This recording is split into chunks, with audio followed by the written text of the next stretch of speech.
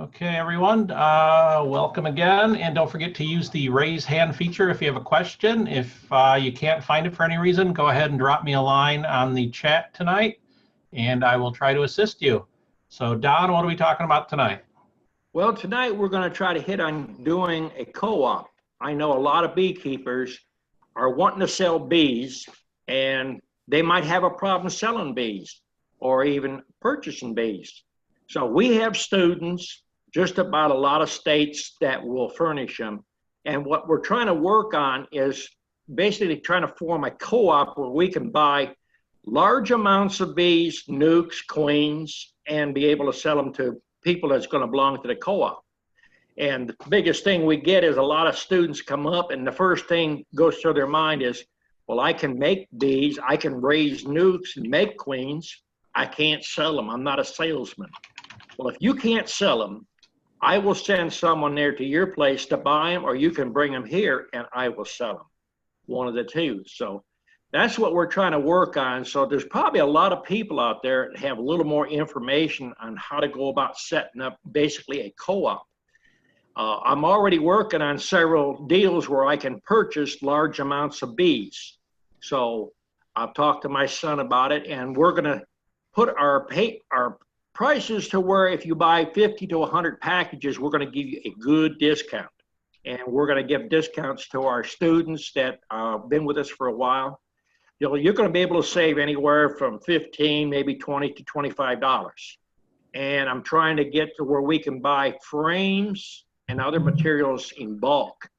But those will have to be, if we have students or people that's interested in participating, you'll have to let me know in advance to where we can get a big order up. And when you can save 20, maybe 40% on some of your bee supplies, it might be an advantage to a lot of you. So with that, I don't know who all I will talk to about setting up. I know there's a lot of people who have a lot more smarts than I do. I don't have a big education, but I thought about this, and I thought about it for a while. If everybody knows Sam Walton, he started out in a small little store with a big idea. And there's nobody out there that's took the beekeeping industry to where you can sell in volume, sell it cheaper, and a better bee. So that's what I'm hoping to do. Get enough people around the country that'll pool their resources, and instead of having a selected few establishing prices to where it's pricing the young beekeeper out or the person who wants to get into selling bees as a living. Right now, as far as I know, there's only about 4 major suppliers in Georgia and probably 2 in Florida and maybe 2 in Texas that's selling volume. And right now, we have to buy bees from our students to supplement what we're doing. We're going max, and we can't make enough bees. So anybody says they're raising bees and they can't sell them, I can't believe that. And we have 2 or 3 students up north that I've talked to a couple already and can furnish 100 to 200. In fact, they're really interested in doing volume sales. So I know some of you might not be set up to do volume sales. And what I'm talking about is 100 to 500 nukes at a whack, or 1,000 to 5,000 packages. And we can pick up the packages up to about 2,000 packages per load. So what I'm hoping is other people maybe has gone down and helped set up a co-op, see what the legalities of it is, what the advantages, disadvantages is. But I know the beekeeping industry needs something done, because from the way I'm looking at it, we got 4 or 5 major people that control the price. And I watch prices basically over the last 6 years go up at least 10, 15% per year. And at that rate, in 4 or 5 years, the young beekeeper is not going to be able to afford bees. So I'm going to get with E, and I'm going to drop the price of my queens to show to 25. And I basically raised my prices on my queens and my nukes, packages, everything, because I cannot raise enough bees. When you're only 1 person or 2 persons, and the phone won't stop ringing, and the shortages we got is getting unreal. So that's my idea. So I'm going to let people ask questions, make comments, or let me know what their thoughts on it is. Some people might not even want to participate in it. But anybody that don't want to save $1, I don't know. Must be somebody strange. Who's going first? Paul wants to go first. Go ahead, Paul. He's going to come with a truck and get a load. Probably the way he buys everything from, was it Better Bee? Yeah. Oh, God, I got to stay away from that place. Well, Don, no, this doesn't have to do anything about the topic tonight, but I just wanted to ask this question. I pulled all of my honey last 2 weeks ago, and I forced all of those bees out of the super down into two 10-frame double deeps and a medium super, and those boxes are packed now with bees. Do I got to worry about them swarming? I wouldn't think so, but you know, bees got a mind of their own. Do you got drones in there? Well, they're pretty much kicking the drones out now. Okay, well, if you got that many bees in there, I believe what I would do is I'd have put the super back on there unless you're going to put it in storage. Yeah, I put them in storage. I mean, I'm going to check them again the next time I go up, but... When you store them, what are we talking about? You're storing these supers in a freezer? You're putting them on crystals? What? I put most of them in the freezer, but I do have some on crystals. Okay. All right, well, there was a few posts on my group about that. Be careful when you use crystals, you know. Unless you can afford a couple of used freezers and you don't have a lot of supers, but there's people that made, you know, comments, well, put them on the freezer. Well, if you got 10 hives, you probably could do that. When you start running hundreds, you know, we pull 50 supers at a time. It's just basically impossible. So we basically, you're either going to have to do the plastic comb, or you can do the natural comb. You're going to have to either stagger stacking them up so that the air and light gets in there and hope for the best. If you don't have a rodent problem, you might be okay. That would be your safest thing. The next thing is use an approved crystal. They have some designed right for beehives, but I think you might have an after smelling that you'd have to air them out pretty good. Yeah, next year I'm not going to be able to use the freezer anymore. I'm just going to have too many drawn out frames. I'm keeping the wax on the frames. I'm not totally stripping them down. So, well, you're going to have to figure out what works for you. And right now, doing that method probably will work good until you start getting numbers. We basically, in the fall, we cut all the wax out and store the empty frames. And then we just install new wax in the spring. It works for us. It might not work for everybody else. But getting back to my question, do you? I'm just worried that I got too many bees in those boxes going through the winter. Well, the number's gonna thin down some. Yeah. I wouldn't worry about it. They're not hanging out the front, are they? No, they're not. No, they're not bearded. Yeah, you should be in good shape. And unless you've got queen cells, I wouldn't worry about it. It's actually a good thing to have bees that strong. They'll thin out the weak, get rid of the drones. They'll take care of themselves. Yeah, that's what I was figuring. I was figuring it's better to go through the winter with a packed hive. At least I know I got good numbers. Yeah. Mm-hmm. Yeah. You got good numbers. Yeah, you'll be good. Okay. Over to one of our new guys, Bruce. Go ahead, Bruce. Welcome. Can you hear me? We hear you good. Outstanding. Don, I got a lot of questions, but I'm going to start with the most important one. They're all important. I've got 20 acres out in the middle of nowhere, so it's a happy place for bee yards. I've got 7 hives that I've built up over the last 3 years. They're all 10-frame double deeps, and they all have one small super on top of them that's full of honey. I'm trying to figure out on October 1st, tomorrow, whether I should just leave them alone or maybe take those 2 double deeps and split them down and make single deeps and, you know, put a top and bottom on them. I've got plenty of honey. I've got plenty of brood. I think I've got queens in just about every one of them. And we've got goldenrod starting to bloom out pretty good now. And Where they're do you bringing in Central Texas, Ellinger. All right. Well, you could basically make queens 12 months of the year. If it was me, I wouldn't run 10 frame for one thing. I would run 8 frame. And if you're going to take your 10 frame, I've explained a lot of people just to stand them on the end, put a slot down there, convert them to 2 5-frame nukes. Now, I have helped people split 10 frame double deeps, and that's 20 frames, made 16, 17 splits out of it. But you either got to do it in the springtime. Now, what you need is either queen cells and drones to mate them, or buy mated queens. And in Texas, I've got probably 4 students that probably have queens yet. So if you want to make numbers, that's what I do. Contact them, put a mated queen in there and put sugar on them and reduce the entrance down.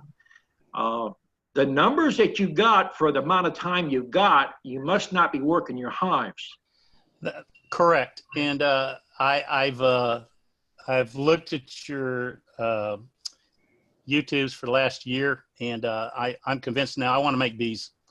I'm 63. I need another job here in another few years, and I'm in a good position in Texas to just start making lots and lots of bees, selling packages, selling nukes. Well, I mean, you can watch the videos. You don't have to come here.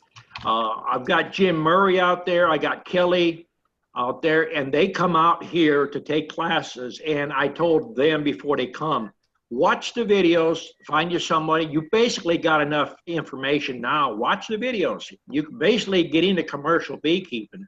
Here, I'm going to put you to work. I mean, but, the thing to do is sell nukes and packages. And you'll get honey. You'll get more honey than you really want. If it was me in your situation, I would pull them into singles.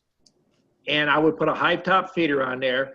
And if you're not interested in the honey, extract the honey, save the honey, and just feed it back if you need it. You can feed honey year round. But where you're at, you probably could feed the sugar water probably up into maybe January, February. Here, we stop feeding November. We don't want moisture in the hive. Well, I believe I'm in a really good place in Texas to make a go at it. We've got the change in the Texas law. Everybody's coming to me and wanting me to put beehives on the property. Have you talked to me on the phone in the past? No, sir. Okay. You might want to get a hold of Jim Murray. He runs DreamWorks in Texas, in Wimberley. Kelly Jordan is north of Houston. Now, you're in a good situation if you want to retire, because Texas has got those ranchettes, they call them. If you got 6 hives, you get a tax exempt. Yeah. So you have your market. Now, Jim is taking nukes, and he's selling them for $350 out there. Now, he's also doing what he call a maintenance program, where he comes and works those hives once or twice a month, and he's charging maybe $1,000 a year for that service. Mm-hmm. So that's another thing you might check into. Very good. But you shouldn't have no problem, But I wouldn't cut the 10 frame down, because you're not going to make them look good. I would probably put the slot down there, convert them to 2 5-frame nukes, because you're going to need them. For every hive, if you're going to make nukes, for every hive you got, you need at least 6 nukes. So, and then from this point on, I would be building 8-frame stuff. It's a lot better building up. And then there's a lot of people who run nothing but nukes. Well, I started to plan on building 5-frame nukes. Mm-hmm. Build them standard now. Very good. Okay. I'll give somebody else a chance. Okay. All right. Philip, did you have a question? You had your hand up. Hey, Don. Hey. Yeah, just a couple quick things. One, the extracted honey frames that I've got, the other guy was talking there about freezing them or putting the crystals on them. Somebody else was telling me that they use the crystals. I'm in Michigan. So they use the crystals up till about January. Then they just take them out and let them air out until like April or May when they need them again. So does that sound right? Well, personally, I don't do it. You know, there's a lot of things I've done over the years. At one time when I lived in Ohio, I used to use crystals, but the downside of it isn't worth it to me. Okay. How many hives are you running? Right now I'm up to 4. Well, I mean, if you got a freezer, you could freeze them. That'd be one option. But if you have a basement and you know you don't have another problem, I would crisscross stacking them in the basement and maybe just keep a light on over them. And Yeah. the only disadvantage of that is if you store them in an outbuilding or a barn, if you get rodents in there, if they happen to pee in the box, you might not keep bees and it's hard to keep them, or they chew up your wax.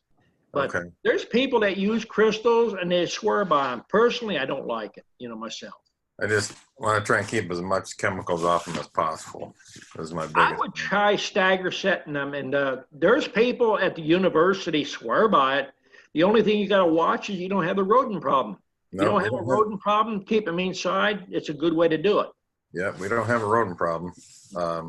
So I could, yeah, I think I might try that then. And then if you're storing supers, though, the main thing I would look at is make sure when you pull supers that you pull them off of really good, strong hives. If you pull them off of mediocre hives or a weak hive that had honey, you run a higher risk, I believe, of transferring wax moth into your house.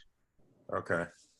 Yeah, these were off my 2 strongest. These are off my packages. And then I got 2 supers on there now of honey. Plus, I know they got honey down in the brew because I basically have a deep and 2 mediums. Or actually a deep, a medium, and then 2 medium supers. I think they're going to have plenty of honey. I didn't know if I was going to take up any more or just leave it. I mean, at this point, because I started treating already, but. Well, see, there's a lot of people have different ideas. I found the way I work bees is to put them in a single hive. Single story, whether it's a 5-frame, 8-frame, or even a 10-frame. Put a hive top feeder on there and keep your eye on them. Okay. You combine the bees down and then just go back to the back and lift it up. If it's getting light, put some honey on. Okay. If you got 2 boxes on there, they're basically going to eat more honey than if you had less, because they're going to have to heat up more area to have to police to. Yeah, I have to look and double check. It might be just 3 boxes, but I know that I believe they got plenty of honey. I just didn't want to. I was a little bit concerned about the area as far as like, you know, heating and stuff. Yeah. But I'm just gonna do dry sugar and try that this year. And as far as the moisture goes. Well, you got your boxes vented? Oh, I'm going tomorrow to buy the boxes. They have like the 4 vents on the side, 2 on each side on the long side. I'm gonna put those. Don't you have a drill? What's that? Don't you own a drill? Oh yeah, I got a drill. Well, drill your own boxes. That way you put the hole where you like it, not where somebody else likes it. So can I put it right in the medium super then? Why not? I put vent holes in our brood chambers. I put them in the bottom box, which is the brood chamber. And if we run doubles, I run it in the front and the back. And we run vent holes under the handhold on all the boxes. Yeah, I've noticed that. And, you know, if there's too much ventilation, the bees will propolize that hole shut, believe me. Okay. I just, this year I may have to just put something on the top for the ventilation because I don't really want to drill with it. I personally don't like them on the side. I like them on the front and the back because I run my hives fairly close. And Okay. I don't want a vent hole on the side to attract more bees, because if they're ventilating in there and, you know, get blowing out the smell of the honey, evaporating, you're going to get robbing coming up between them hives. Okay. All right. Thanks, Don. Okay. Okay, I think we're going over to Tim and Carrie. Go ahead, Tim, Carrie. Can you hear us? Yep, we hear you. Okay. Okay. I'm a new beekeeper this year. I got 2 nut hives the second week of July. And What I got kind a of lot of hives do you questions. have? 2 new nut hives. Okay. I bought the second All right, if week you're of going to be a new July. beekeeper and you're going to talk terminology, a nuc, I never know what a nuc is. And Or a nuke a hive, nuc is a I'm sure. nucleus of a big hive. Okay, that's what I purchased. I purchased 2 of them the second Okay. week of July. And um, I got mite maulers and Purdue leg chewers is what I got. Mhm. And I'm going to fog. I watched a video that you did online with mineral oil and wintergreen essential oils. How long do I do that? Should I still be doing that? Well, I put out a lot of videos for a lot of different ways to treat. If you want to lose less bees, I would prefer oxalic acid as a vapor, not as a dribble. But if you're going to use a fogger, the wintergreen and a little bit of spearmintine, you'll have to do it a lot more often. Okay, so like It's not as good of a mite kill. It's a slow suffocation process of the mite. I really haven't noticed a lot of mites. I do have a screen bottom board and I checked for them. And the one hive I got 0 count on my board, and the other one I could only find 4. Are you doing a alcohol wash? No, I haven't. I've not. You're just doing an observation on a grid system? Correct. I think if you see mites, you're already too late. Oh, okay. Okay. I would take and get a jar and brush off, or you could take and measure them out in a cup, about a half a cup, and make sure you know where the queen is before you put alcohol in. And then you put them in a mason jar and just put the lid on, shake them up, a good minute, 2 minutes, and then look at them. The mites will be on the side of that jar. That's going to be your most accurate. Now, if you don't want to do that, some people use powder sugar and they'll shake them up and they'll dump them out on a piece of poster paper. And that way the bees will fly back to the hive. You're not killing bees. Some people, they worry if they kill one bee. But if you're not making an accurate count, you don't know what your hive's doing. Okay. And how do you treat for hive beetles? I've been Hive using, beetles? Hive beetles is going to be ongoing all the time. I use the beetle sheets. Are they safe? Have you ever heard of queen? The Swiffer sheets, yeah, they're good, but you're going to have to change them out maybe every 12 to 14 days if you got a lot of mites. I mean, beetles. And you got to put that rough side up and use unscented ones. They do work. Everything does work. Some things just work a little better and is a little cheaper. You have to find what you like. There's people that don't want to treat at all. They'll dust their whole hive down with mites with powder sugar, and they use that as their treatment, which to me, that's a waste of time. I have taught it here. I wouldn't use it myself, but there's people that want that type of treatment. Okay. Now I also purchased the bee cozies for winter. I live in Pennsylvania, about an hour out of Pittsburgh, north. And I was wondering at what temperature do I put those on? Of what? On the hive. It's a wrap. It's a bee cozy. It's a wrap. It's like an insulation wrap that you put on your beehive for the winter to keep your I have never personally used them because it's like some people like to put sawdust up there, shavings. But to me, I try to teach common sense beekeeping.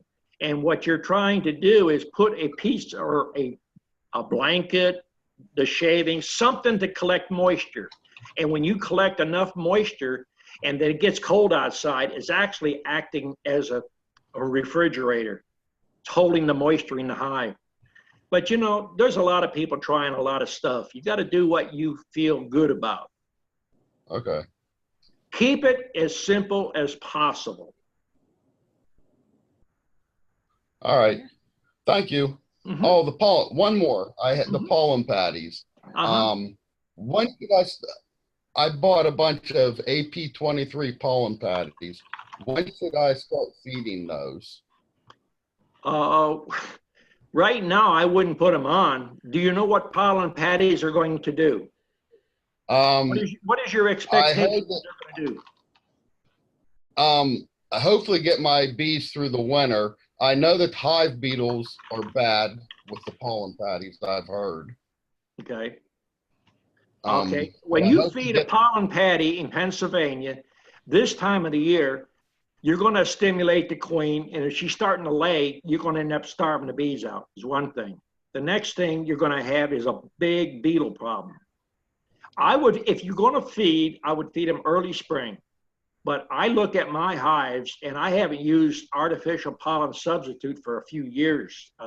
If they're bringing pollen in, unless you're trying to do something other people can't do, put pollen patties on or pollen substitute. Dry pollen in a container away from your hives is a lot safer than putting something like that on your hive. Okay. All right. Thank you. Okay. Okay, next up over here. Don't have your name because you're listed as iPad. Go ahead with the guy with the bird. It's Bill. Bill, okay, Bill Richards, that's right. Yeah, that's me. Hey, Don. Hey.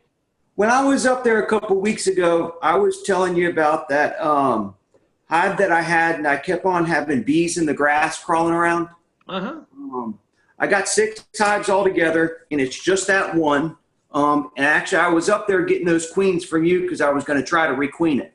Mm-hmm. Of course, I couldn't find the queen, and then a couple of days of work passed, and the queens had been sitting up there in their cage. So I split off of another hive and used them somewhere else because I just didn't want them sitting on the windowsill any longer. Never set queens on a windowsill. Well, it was in the shade and air conditioning. It's not in the sun. But Okay. I can't figure out what the heck is causing it. I got the little menthol things to treat for trach mites to see if that's what it is. Have you checked if you have trachea mites? No. How do I check? The trachea mites is not that common, but you're going to have to pull part of that trachea out and look under a microscope. That's how you're going to check for it. But, Okay. you're treating for something that is not common. It's like Yeah. amputating your leg because you think you might get an infection. Right. Don't overdo it. Okay. If you listen to some of my older YouTube videos that I put up, I'm running small cell bees. So basically, small cell is a lot smaller than a standard bee. And standard bees are not even coming down with much trachea mite. So whenever you take the trachea and make it a lot smaller, the mite has stayed the same. So it's not getting in there. So we haven't treated for it probably since the late 80s. And that's what I find most people are saying is like at this point, most queens are resistant to them. Most stock is resistant to them. Well, if you have old comb stretched out, the larger cell, it's possible you could get it. Anything is possible in beekeeping. Yeah. Oh, one other question. You talked about cutting out all your wax. What do you use to replace that little wood strip? Well, you break it off of your top bar. It's got a Okay. slot. You snap it off, take a box cutter and trim it up so it fits in there good. And they Okay. just strips, I'm running about 2-inch strips or 1.5 inches. I take a deep sheet and I get 5 cuts out of it. One of my students gets 10 cuts. He's using a lot less. But, in the springtime, I put a 2.5 inch strip in there and they'll draw it out a lot better. Okay. Now, you got to have to use brads when you put that in. Don't use staples. You'll tear it. Yeah, see, I already screwed that up. I thought I'd mention that. Thanks. Okay. Okay, over to Jeff. Go ahead, Jeff. Hey, hey guys from the north. Jeff. How's everybody? Okay. Just a sort of a tactical question, I guess. Uh-oh. I'll be moving my bees into the basement. bee shed. Probably the end of October.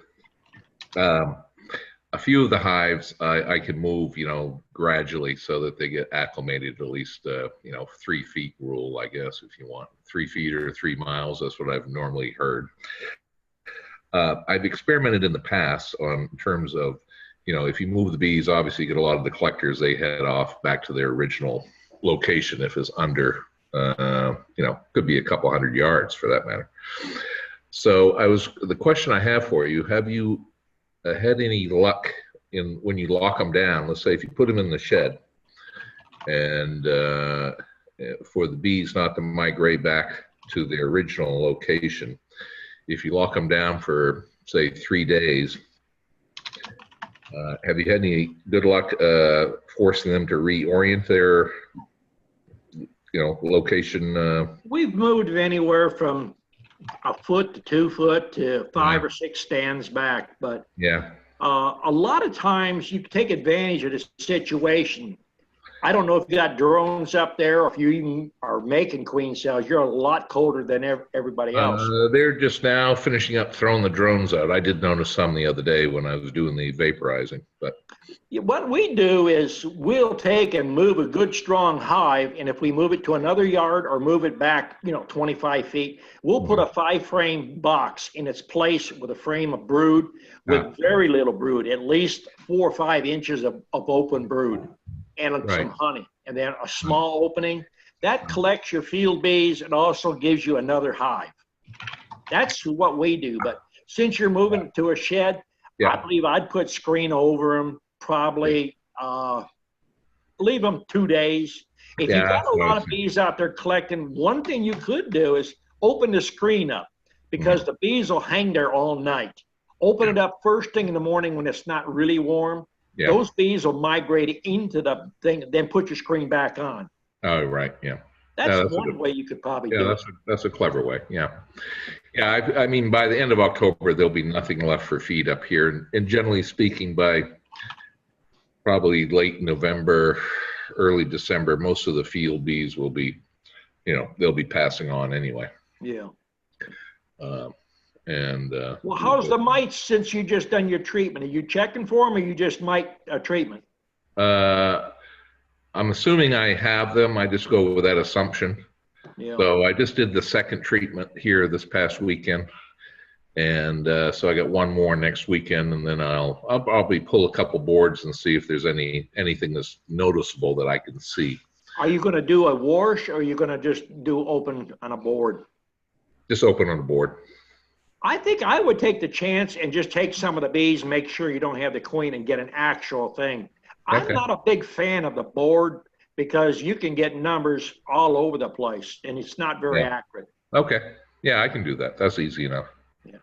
I mean, the hives are pretty strong. I mean, one of them's got a swarm nuke. Another one's a new queen that took over that we raised, and then the several other hives that we started from purchasing nukes earlier in the year. So they all seem to be relatively healthy in terms of brood and in terms of numbers, and likewise in terms of what they've got for reserves. I won't put a sugar board on them probably until the end of January, because I don't want them to move up from their honey reserves to the sugar board, and then next thing you know, they don't go down. Well, how are you going to run those? You're going to run them in single deep, or are you going to run them in a deep and a medium? Oh my God, right now, the one I got to tackle tomorrow is 3 deep. Okay. Well, you need to break that down a little bit. Yeah, I hope to do that tomorrow. I was just waiting for a good weather day. The other ones are all 2 single deeps and 2 double deeps, and then 1 nuke box 8-frame. Well, you could take the one that's 3 deeps and put that 1 deep on the single deeps, and that way it makes it easier to move. That's true. That's true. Yeah, that's the other thing I was trying to figure out is I use my tractor to move them, but the smaller ones I can actually 2 of us can move by hand. I like to staple them up in the corners before you move them like that. Yeah. Now, if you go through that one that's got the 3 deeps and you know exactly where the queen is, Yeah. what I do is a lot of times I'll take sugar water with about 4 or 5 drops of vanilla Mm-hmm. and just spray them good. I mean, give them a good spraying and then Mhm. set that box on top, staple it, and you get very little fighting. Ah, yeah, yeah, that's good. And so, you know, then once we get them inside, I'm not so worried. I can maintain the temperature setting to whatever I want, and generally speaking, the humidity level will drop by late January. It goes down about 10% per month, I notice. Well, if you're like what we're doing here, this is October and we're going to be 10, 12 degrees above normal. Mhm. So this Yeah. might be a crazy year. Yeah, I know. Last year, actually, I didn't have to put them into the shed until end of November, but this year, I might do it a little bit earlier. And generally speaking, you'll know by probably mid-December which hives actually are the strongest, because then by then the summer bees will be done, and then I can make whatever tweaks I need to inside the shed and control the temperature. And most of them are all nurse bees then, so they're not going to go crazy flying around inside the shed on me. Well, have you figured out how to get the bees out of the shed? Oh You yes, got a window open? I have well, until it gets appreciably cold. I mean, I have a screen, carpenter screen, you know, that I can leave the doors open and put the screen down for if there's an aeration issue, and I can pull it back so they can go out and rummage around if they want. Yeah. But once the snow's on the ground and all that, I lock it down. Good. Is locked down. And you know, Lockdown. like I said, you know, they went through 5, let's see, November, December. They went through roughly 5 months of lockdown. How much honey did you consume? Oh, out of that, they had tons of honey left. Well, they worked the honey, the sugar boards and more. They were working, that's what I noticed. They were working the sugar boards. So I think I'll hold off on the sugar boards a little bit. And though I know you run the risk of moisture in that, but the moisture wasn't an issue for any of the hives. Well, we used to take dry sugar and heap it up Yeah. with a newspaper. Yeah. And they seemed the moisture that did come up there would be absorbed by the sugar. That's and true. The ones that had their sugar, the dry sugar on versus a honey, the ones with the sugar actually did better. That's interesting. Yeah. Yeah, that's it. Yeah, all of them got into late April this past spring. And then what happened was it's just a number of issues. One is the size, the number of bees, and a couple of the hives. The boxes were just a little bit too large, too much space for them actually to maintain the cluster and maintain, you know, the heat around the new brood that the queen was laying. You So- might try, you know, I know you like 10 frame stuff, but maybe get a bunch of 8 frame stuff. Yeah, I'm And- gradually migrating to that. I got 2 of the hives that are into 8 frame. So Run the 10 frame, you know, during the summer, then change them down to the Yeah. 8. yeah, I mean, there's a guy that I talked to in upper Wisconsin, and he used to use the 10s, and he Mhm. went to all 5s, and he says that he has a lot better luck with the 5s. He That's runs interesting. double 5s. really. Yeah, Hmm. double 5s. That's good to know. I mean, it's just, you're going to have to play around different Oh, yeah, ways, you know, yeah. and find out what's working for you. Yeah, no, exactly. No, I understand that. I used So- to know a guy that he was up north there in cold country. I think it was Saskatchewan, and he put the tar paper on his hay bales and everything else. You know, he done everything. Yeah, yeah, I've seen all that done up here too. And generally speaking, what does the hives in those cases? Actually, the hives that are under the snow do better off than the ones that are hit by the shifts in temperature and the wind. Even though if you got them wrapped up, because you get these days in the winter that could go up to 60 or so, so you get a high humidity. Right. They break cluster, and then before they can get back and settle into a cluster, it's like 30 below. You know. Right. And it's just too much of a shock. Right. But with the shed there, I can maintain whatever level temperature I want. and plus I can monitor the humidity. And I only worry mostly about the humidity once I got them in the shed. And any of the dead bees, I just sweep out the door. Becomes good fertilizer for the garden.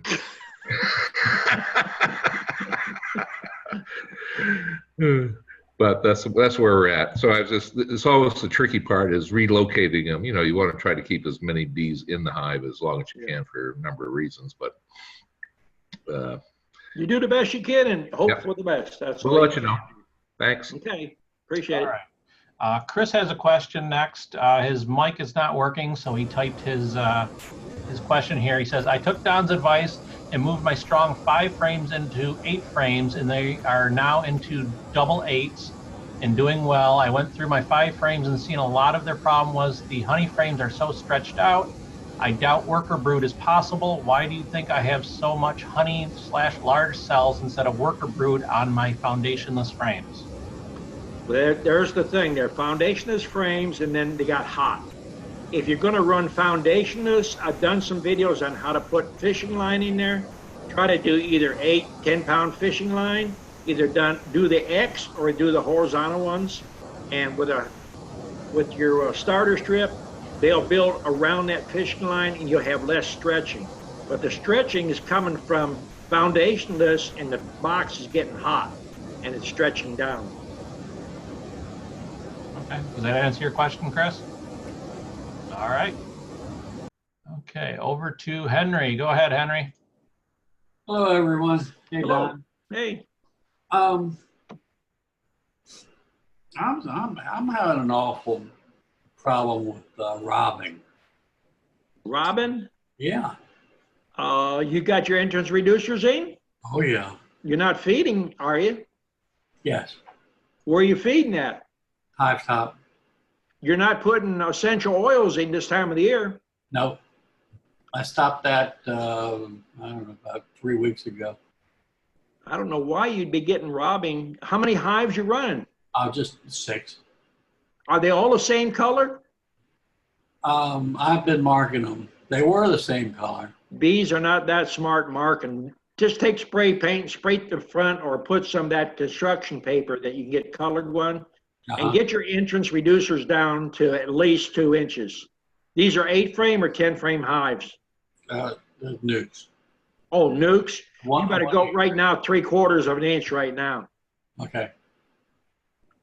If they're robbing nukes right now, and you've got, what do you got, a hive top feeder on there? Yeah. The feeders ain't leaking, are they? No. Lids fitting good and tight? Yeah, I got one's wobbling. I got a brick on it. Took care of it. Well, then when you hesitated, you're using plywood and the corners are bucking up on you. No, I'm not using plywood. No, well, all you can do is get that entrance reduced down there. Okay. You know, it's just. What about Vicks vapor rub? I've just heard about that, putting it on there to get the smell away from the entrance. I've never heard of that. You talking about snakes? No, Vicks vapor rub. Oh, no, I've never used that. Now, I used to put Hall's methylyptus cough drops years ago in the corners of the hives, and it seemed to run beetles out, but it don't kill them. Okay. In fact, we're using a Crisco compound now with eucalyptus in it, and it seems to be doing pretty good on the hive beetles. Okay. Well, it happens right after I feed them. You're dripping sugar water somewhere. Okay. That might be what it's doing. No, well, okay. How big a container are you using? How are you doing it, with a watering container or a bucket pouring it? I've got I just got a big jug and I put it in the hive top. You know, I gently put it into the feeder. Pour it into. You know, if you're pouring it, you might be getting splashback. What we normally do, we use a hose that hooks to a 300 gallon, but we're shooting it on the screen that goes to the hive top feeder. If you spray it into a plastic thing, it ricochets and you're going to get spray out. But if you put it on that screen, it breaks that thrust. You might be dripping some sugar water. That's what it sounds like. Maybe you're missing the container a little bit and it's leaking out. You've got to have something that's enticing them. All right. I kept on reducing the entrance until it's about, one of them is about 3/4 inch. Yeah. That's what we're running right now, is about 3/4 to 1 inch. I've got some double 5-frame boxes right now, and it only got about 2-inch reducer in there. They got a 2-inch opening is about all they got. Yeah. Yeah, that's okay. I'll try that. Okay, over to Mark. Go ahead, Mark. Hey, Don. Hey. I wrote down a couple things so I wouldn't forget. I had a friend. He's got some 10-frame double deeps, and he wanted to get rid of them. And I went and looked at them yesterday, and the one of them, the top box, is full of honey, and it's a deep. I can't imagine why anybody would want to run bees in 10-frame hives. That was heavy. And that would just discourage me from going through them, checking on them. I just can't imagine that. That'd be too much to lift off. As much as I go through my bees, that'd be too much. I have done it when I was younger, and that's why, as people get older, they need to, realize that. You run 2-3 boxes and they're 10-frame, it gets mighty heavy. Yeah. I noticed in there that the first box it looks like they had brood on one side of the frame and honey and pollen on the other side, and instead of brood on both sides. And I was wondering, do the bees try to store pollen in the hive more toward the winter to raise their brood in the wintertime, or? They go all different times of the year. If there's pollen coming in, wherever there's a cell, they're going to put some. But a lot of time it's usually towards the center more. You're not as much on the outside, especially a 10-frame. Okay. I was just wondering, somebody was asking the question earlier. It made me think, do they raise some brood through the winter, but they can't get out and get any pollen at that time. Do they store pollen for the winter? Yeah. Yeah, that would make sense. Also, I've been doing some alcohol wash tests for my mites, and I just do some random tests, and I really haven't treated the hives, but I'm not finding any mites. Well, I'm doing alcohol washing. If you're doing an alcohol wash and you're not getting mites, there's people that sent me emails that's bought my bees for the last 5-10 years, and some say they're not finding mites. What's the problem? I don't know. Genetics, that's why I'm buying, bees from Jason. I'm trying to improve stock constantly. So maybe I've got a better bee out there. I don't know. Maybe you just got better conditions. Well, I think I lost my hives last year due to mites, but I'm not finding any. I feel good about it, but just wondering because I had such a problem last year. But when I treated with Provate, I got like a 3/4 by 3/4 opening on a 5-frame box. All right. Can you just stick that Provate right in that entrance and do it that way? Do you have to? I do. On those 5-frame with the hole in the front like that, I usually do about 4 a minute. I don't do a full cycle. I hold it in there, maybe 2-3 seconds. Before the thing finishes up, I've done the 4th one. But now a 5-frame, it's got a regular bottoming, I'll do the whole cycle on that. The 8-frame, I do the whole cycle on that. Yeah, I just do the whole cycle because I haven't treated a lot of them, and just let them, get the full treatment. Right. So, I'm not finding mites, but I want to treat them anyway just to make sure. Everything is healthy and doing good. They've never slacked up laying brood. They, still got a lot of brood in them now, and look pretty healthy. Some of them don't have a lot of stores. Well, that's the thing you have to watch. If they're brooding up good at this time, you have to keep an eye on them about the feed. Keep that feed on them, and then if you're feeding them, they're going to multiply more. You might have enough of the area up there, it's warm enough that you might have your brood a lot longer, which is good. Not having mites is a good thing. I wouldn't complain about that. We're getting some, the goldenrod's coming in pretty good now. I don't see them working it real heavy, but the asters are blooming too. And so I'm wondering, are they going to start to get a little more stores with that happening? Where you're at, I don't know if they're working, the asters. Here, they work with the asters really good to about 12 or 1 o'clock, and then usually around 1 to 2, sometimes around 3. Then they start getting on that goldenrod. Okay. We got that sunflower that's growing down here too, that's blooming right now, and they're working that some too. It's a wild sunflower. It's a yellow, short one. Okay.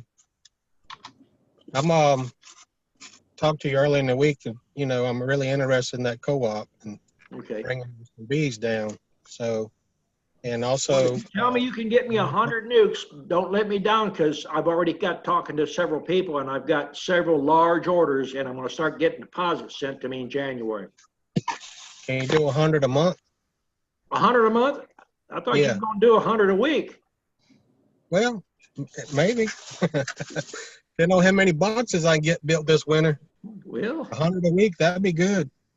I mean, I could use 200 to 300 a week if you can do them. Okay. Like from May to September or what? As early as possible and as long as possible. Okay. Well, we're going to be coming down getting the packages to fill up our boxes and let everybody know we'll be bringing them up. If they want to get some too. We can bring a pretty good load. I got a enclosed trailer with heat and air on it. If it's too cold, too warm, we can keep them conditioned, and so you'll get good bees. You can get a hold of Steve and let him know how many you're possibly going to want. And I talked to him tonight, and he says customers and students that's been regular, he's going to give them a little better discount. So I don't know what he sold them to you last year for, but I think he's probably going to sell them a little cheaper to you this year. Okay. I'm thinking. Well, we're going to get geared up for it. Well, I'll take all you can raise, Yeah, queens and packages. More so queens. I mean, can you do 500 of them a week? See, that's what's slowing me down. I get too many orders, 25 or wanting, 10, 15 's good. You can keep up with it. I can hardly walk anymore, so that's what's killing me. I've got to get to where I can work, or that's why I'm looking at this co-op. If I get enough people just like you wants to bring me 200 nukes a week, I can sit back and direct traffic. There you go. Yeah, it sounds good. I'm gonna build my equipment. Like I told you, I got my sawmill, so we're cutting lumber and gonna be putting it together and be ready to put the bees in them early as we can. Okay. I don't have a problem getting rid of them. I just have a problem keeping them here. Okay. All righty. Okay. All right. Over to Bruce. Go ahead, Bruce. Don, I got my bees over the last 3 years, a couple of packages, some swarms, and most recently some cutouts from houses, which I decided I'm not going to do that anymore. Some of them are gentle. Some of them are pretty mean. And I know some of them are probably mean because I probably haven't been, like you guessed, I haven't been working the hives as much as I should this year.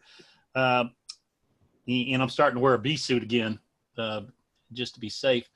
I need to get my bees gentler, and I'm assuming that the easiest way to do that is to get some queens. I guess some Don queens or get some queens from somebody. That's going to do it, right?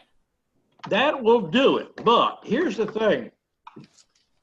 You can buy more bees than you can buy time. And I would do a cutout as a class. To go out and get stock, it's not worthwhile. You can buy enough stock and reproduce it and make more than trying to get free swarms. I mean, if you got the financial ability, I would start with 100, 200 packages or 50 or 100 nukes and go from that point and concentrate on making numbers instead of, you can get free bees, don't get me wrong, but the time lost You can buy all equipment, everything you want, but you can't buy time. We keep ticking away, tick, tick, tick all day long. And right now, there's 2 or 3 of my students that's selling bees as fast as they can get it. As far as changing out those queens, I have a customer in Brownsville that does cutouts, and he swears that he has to wear 2 bee suits. They're so mean. And he changes out to my queens, and he said he works them in shorts. Now, I don't know. I have never worked bees out of Brownsville. So, you know, if you get good stock, you really, the first year, get your name out there, you know, and I've got students there will help get you out there. Chat's here. Tell people what you're doing. You can probably sell all the bees you can produce. If you can't sell them, the chat's a good place to get on. But get good stock, and if you buy stock from other people, research it a little bit. Just because you got $5 cheaper somewhere and the guy says, I wear a bee suit all the time, if you're going to make a living at it, you have to catch queens, rain or shine. Yep. I mean, that's just a fact of life. And if you got orders going out, you got to get them out. I had one more quick question. What's with the brick on top of the beehives? That's Everybody I see. That's my system of marking a hive. See, I stand that brick vertically when that nuke is ready to sell. The brick sideways tells me I got a laying queen in it. A half a brick, that tells me a queen in there. And then if I put a disc on there where I cut out for a vent hole, I put that wood disc on there and that tells me it needs a queen cell. That just, you have to do the system that you can understand. And that's the first thing I teach a student. I can stand at the corner of my drive and I can look across my bee yard. I can count every brick that's standing up and laying down, and I can give you an answer, what I can get for you right then. Where I've had people come and tell me all about their system. They lift the lid up, they got a paper, they got a notebook, they got a phone. That all takes time. So find a system that works for you. Bricks sounds good. And you can get them for free, just to haul them off job sites. Ernest knows, he's seen my brick system in action. Okay, over to Henry. Go ahead, Henry. Okay, back on the robin. Do the robber bees go in and kill the queen? Not necessarily. Okay. I'm missing one. Didn't know if it was. You're missing a queen? Yeah, she's gone somewhere. Are you going and examining your hives with a veil and gloves? I have been lately because of the robbing situation. I'm running a line out there right now, and it drips sugar water. And I don't know if you've ever seen videos of different parts of my bee yard. I'm running 8-foot and 10-foot stands with, 6-8 hives per stand. And I'm running quite a few stands. And I'm running open feeding in my bird bath out there, and I'm not getting robbing. So there's something else going on somewhere that maybe you don't have a queen in there, and they sense it and they can smell it and they're getting in there.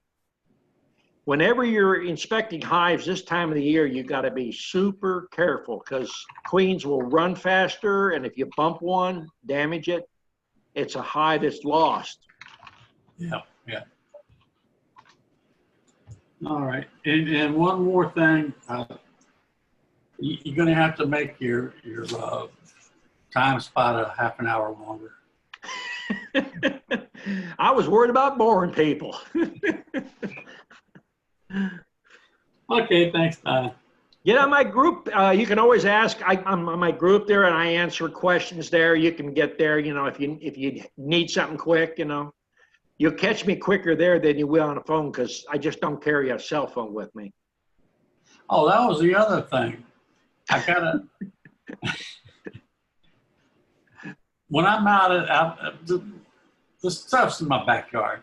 When I'm out there, I think of stuff that I want to talk to you about. And by the time I get to my patio door to come in, I'm clueless as to what it was. And don't tell me I got to take a pencil and paper out to write it down. That's not going to work. You got to do what works for you. Yeah, well, I'll figure it out somewhere, somehow. Okay, over to Philip. Go ahead, Philip. Hey, Don, one last question. Sure.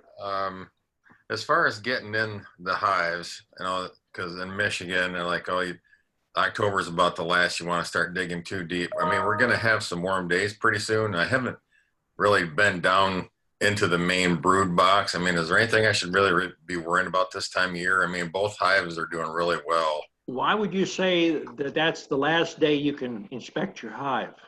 Well, like you said in your other videos, because somebody said they were just talking about our temperature, but we're not really getting that cold yet. We're getting in the 60s and low 70s. But I have inspected hives in Ohio in January, but you have to use some common sense. Right. If it's warm and you see bees flying, you could probably go in there if you're super careful. Yeah. But lift the back of the hive up. If you've got weight, you got bees flying, you don't see diarrhea on the front of the hive, you don't see a lot of dead bees, there's not really much reason to go in there, because hopefully the last time you went in the hive, you seen larvae and you seen that the queen was doing what she's supposed to do. Oh, yeah. You don't have to see the queen every time. No, and most of the time I don't see her. I can tell where she's been because I see fresh eggs and larvae. So, but I'm getting better at spotting her. There really is no reason to go in them other than to put the vents on and get ready to feed. Well, if you're in your hive too much and you don't know what you're doing, the cure for that is get more hives. That way, by the time you go around the hives, to give them a little break. Right. But I don't think you could go in a hive if you're experienced too often. No, I was when I first put the pegs in, but I've been backing off because I'm happy with how they're doing. I've just been looking. I did the mite wash. I've been doing the treatments, and I pulled all the honey I'm going to pull. They got 2 mediums full of honeys, so I think they should be good for winter. Okay. So yeah, okay. Just curious. Thanks, Don. Mm-hmm. Okay, over to Paul. Go ahead, Paul. Don, I still have my entrances wide open, but I want to do some vaporizer treatment soon, and I don't want to leave them open that much because I'm worried about mice starting to move in. Would oxalic acid vapors chase mice out of the hives? Not really. Some come out, but I don't think it's going to exterminate them. But where you're at, if you got full-size hives, I would be running a 6-inch opening by 3/8 high right now. I mean, that in Pennsylvania is almost good year-round. You could probably drop down to 3 inches, if the hive was mediocre, but as strong as you say they are, 6 inches is more than adequate. Yeah, I got to start closing them up. I'm just worried about the mice moving in now. The mice, if you put that entrance reducer in there 3/8 high and 6 inches wide, that's basically a good mouse protector. Now you can buy what they call rabbit cloth. It's 1/2-inch squares. You can cut you a 2-inch piece of that and put it across the entrance. I mean, that works as a mouse guard. You don't have to pay a high dollar for it. You can buy that stuff pretty cheap. I think last year I used the 1/2-inch hardware cloth, Mm-hmm. and I didn't have any problems last year with the mice. So yeah. Well, the 1/2-inch hardware cloth is not going to do anything for mites. It's only a protection for your mice. Keep them out. Yeah, mice. Definitely not the mites. No. Yeah. Yeah. But I just wanted to add one other thing. I mean, when I took my supers off and I extracted them, I left one super out there for the bees to clean up, and I had bees coming from every direction. I was like, Jesus, I don't think I would ever open feed because I don't know whose bees I was feeding. Well, when you feed sugar water, you don't have a frenzy as much as you do when you set honey out. Honey seems to set them off a lot more. Yeah. I had bees coming out of the woods. I didn't know where the hell they were coming from. Well, you know how you go find them, don't you? I was thinking of that. I tell you, I was wondering how far away they would be, but I'd have to look into that with the beeline. Some people call it beelining, but us old timers, we just call it finding the bees. Just get a sieve and or a strainer. It's got that real fine house cloth on it, and dust them down with flour and stand there with a binocular. And they'll, wherever they're robbing at, they usually lift up, fly a circle or two, and head straight to where they're going. Yeah. We used to sit at the bank of the river and find trees that way back in the 50s and 60s. Yeah, they have to be close by. I tell you, they were coming out of everywhere. I was like, Jesus.